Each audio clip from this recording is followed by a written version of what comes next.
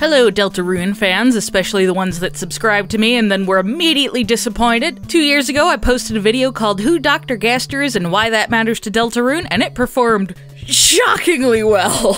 In retrospect, it isn't that surprising because it was 2 months after Chapter 2 came out, and Gaster is an interesting subject, and I definitely hit at the exact right point. It was just surprising that me, with my 30,000 subs at the time, managed to get a good hit like that. It was quite nice. I enjoyed my 1 month of livable wage. But I didn't really make any other Undertale or Deltarune videos because I didn't want to be one of those YouTubers that has one hit and then is like, hey everyone, I'd like to announce that this channel is purely Deltarune focused now. I really only wanted to do another Deltarune video if I thought of a good one, and I didn't. I thought of doing a follow-up to Gaster a while ago, but didn't want to seem like I was shamelessly riding my singular wave of success, but lots of other YouTubers do much more shameless stuff, and I don't know what I'm going to get more Deltarune to speculate about, so I think I can get away with doing another Gaster video now. I love my disfigured skeleton man. I hope to one day meet him properly, and then Fangamer can make a plushie of him. Until then, we have to settle for the Uboa pin, I guess. But while I do think the Gaster video is one of my better works, despite me being able to barely edit due to my slowly dying laptop, I do have issues with it. I kind of wrote it in about a week and redid nothing in the process. I didn't cite my sources as well as I could have, some bits dragged a little, I wasn't clear on certain things, and worst of all, I forgot stuff.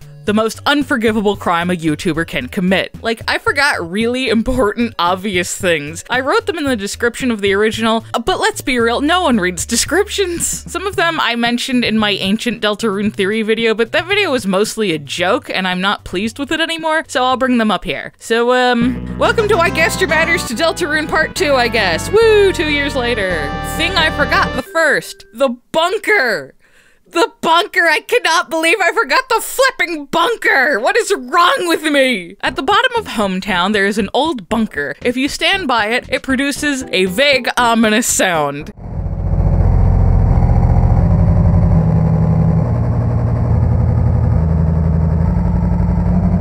If one speeds up this vague, ominous sound by 666%, the garbage noise from Entry 17 plays.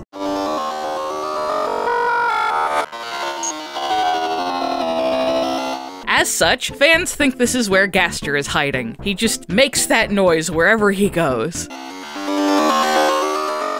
Special attention is called to the bunker in Chapter 2 about how scary all the kids find it, daring each other to go in. More information needed for sure, but the bunker is definitely important, and I think it's completely reasonable to theorize that this is where the final chapter will take place. That, or it will remain an eternal and intentional mystery, like maybe it's a red herring or something. Thing I forgot the second, the text-to-speech voice that reads out Deltarune is the same one that was used to create Gaster's voice Blips in Entry 17. I don't know how much that matters, but it seems relevant to me. Thing the third. At the start of Chapter 1, when presumably Gaster tells you to make a vessel in the files for the games, these are called Goner bodies. Goner is what some of the grayed out Gaster followers are called, Goner Kid and Goner Clam respectively. I find this such a cool detail. It feels almost like confirmation that this voice is definitely Gaster. The Goners are directly connected to Gaster, and now here we are, putting together a little Goner human for our own mystery man.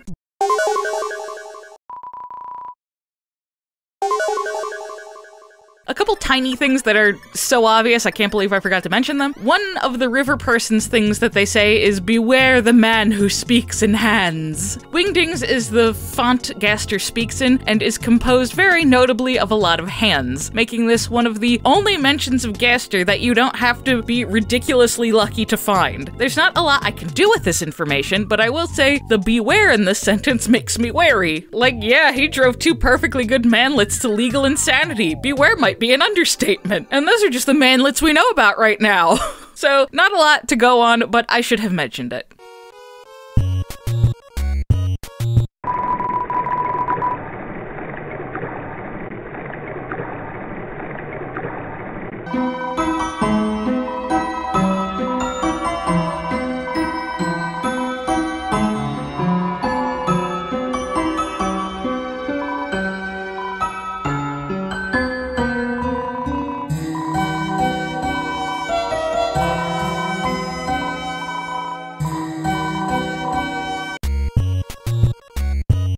When you name yourself Chris, Susie, or Noelle in the opening, the narrator, who is presumably Gaster, says, "You are about to meet someone very, very wonderful." It's no very, very interesting, but it's pretty close. Also, this only works for Chris, Susie, and Noelle. Not Toriel, not Temmie, not Birdly, not Sans, and certainly not Papyrus. They all get a "how interesting." And Ralsei over here, he doesn't get anything. He just gets the typical response. How suspicious. Eggman. Can't believe I neglected to bring him up. In both chapters, there is a secret room that has a slim chance to appear between two other rooms. In chapter 1, it's between the Starwalker room and the room with the big revolving thingy and the hidden switch. You know the one. You enter in and out over and over.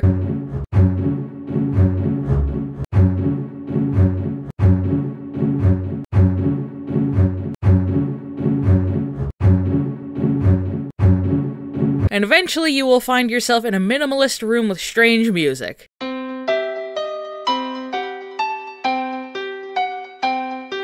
There is a singular tree. Go up to the tree and it will say he is behind the tree. You go behind it and a man will hand you an egg and then disappear. Well, there is not a man here. You can put the egg in Asgore's fridge. Then in chapter 2, it's even more involved. You have to go to the dog room, then die by his paws, and then this graffiti will tell you that there is a room between rooms. I am unsure if you have to find the one knockable door that makes Chris break the second-person narration. Go back and forth again and again and again.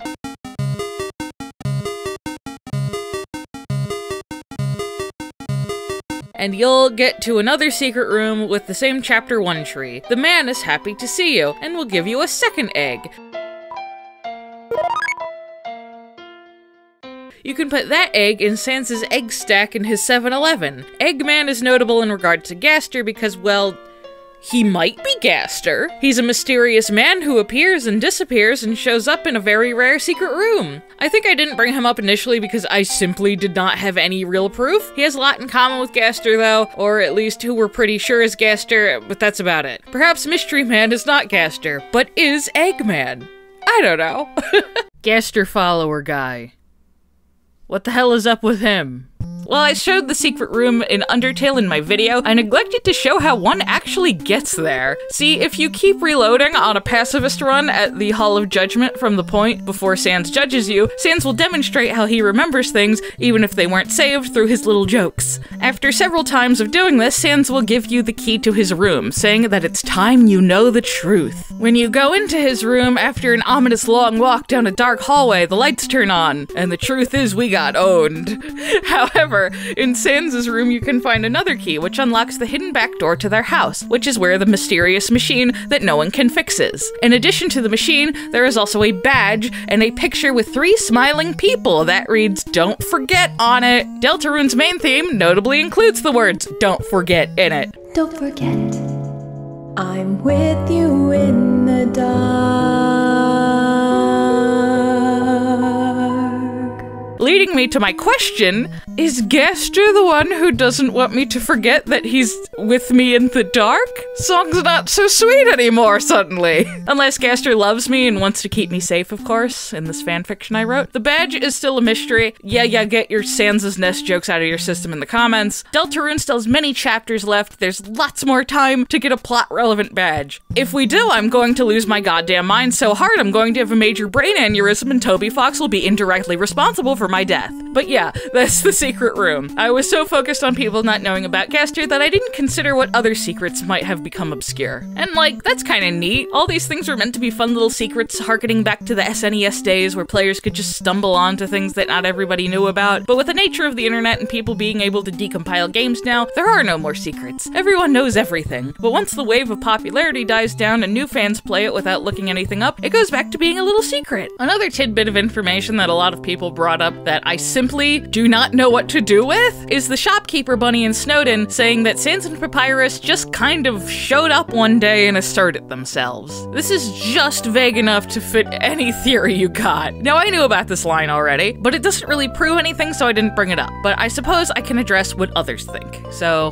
theory time. Some fans theorize that Sans and Papyrus showing up one day, in addition to the above secret room, could help the theory that the skeletons are actually Deltarune characters that were displaced into Undertale. Others say that because Gaster fell into the core and everyone forgot he existed, it seemed that Sans and Papyrus had come out of nowhere when really they were already well established in Snowdon. You know, people would be like, oh hey, there goes Wingdings boys, what nice young men. But if they forget Wingdings exist, then they'll be like, hey, where'd those skeletons come from? But there isn't much else backing these theories up. These are pretty vague and unprovable, though I find them very compelling. My face value interpretation has always been that it was just saying that Sans and Papyrus very suddenly moved into town with very little preamble, like they didn't go house hunting, Sans just bought the first house that was available. Now, why that is could have vague, unprovable theories attached to it, like why'd they have to move so suddenly? It's almost like their royal scientist legal guardian suddenly disappeared into a geothermal energy plant and they could no longer live in the nice spacious lab being paid for by the taxpayers. And they had to move somewhere else as quickly as possible. Yeah, I don't know about this one. It could be for Gaster reasons, or it's just exactly what it says. Toby Fox is gaslighting me. There was also some official Undertale Q&A thing where Papyrus answered questions. Someone asked Papyrus about his life before Snowdon, which he only has vague memories of. He mentions he remembers green grass before Sans interrupts. This could be suggesting several things. One, this could support the Sans and Papyrus are from the Deltarune universe theory, as monsters live on the surface with very little conflict there. Two, Sans and Papyrus were around when monsters still lived on the surface in Undertale, possibly making them much older than most other monsters. And maybe monsters were banished underground when Papyrus was very young, so he remembers it, but not very well. Or three, for some reason, Papyrus had access to one of the two places in the underground to have green grass, where Frisk falls down at the start in what is essentially Toriel's front yard, or in Asgore's castle where he grows his flowers. Since Gaster was the royal scientist and the skeletons are presumed related, it could make sense that Papyrus would have vague memories of spending time in the castle. I don't know, I'd be genuinely fucking floored if any of this was ever acknowledged again. I mean, I'd love it. Undertale and Deltarune have become some of the greatest joys of my life, and I will take anything Toby and his team want to put in front of me, but I don't know. So, I'm sure I forgot something else. Some vague, unprovable theory about December holiday being lost in the dark world with Gaster, probably, because I can never do anything right the first time. But I don't think I will be delving into Wingdings again until the next chapters are out and we get more tidbits. I didn't want to talk about him at all again till chapter 3, but that's taking a little bit, so I just decided to make this. I'm trying to do more YouTube this year. It's my New Year's resolution, and the 4-hour Shazam video I'm working on is taking a bit longer than I wanted it to. I'm sure all the people watching my Gaster video will be so interested in that. Okay, that's all. Pray for Papyrus for chapter 3 and 4. Pray to Gaster for more Jevil. I love Spampton, but I'm bitter that my boy Jevil didn't get the fraction of the subplot that Spampton did. Hashtag Toby give us more Jevil. Jevil. Hashtag Toby give us more Jevil 2024. When the light is running low and the shadows start to grow and the places that you know feel like fantasy, there's a light inside your soul that's still shining in the cold with the truth, the promise in your heart. Don't forget, I'm with you in the dark.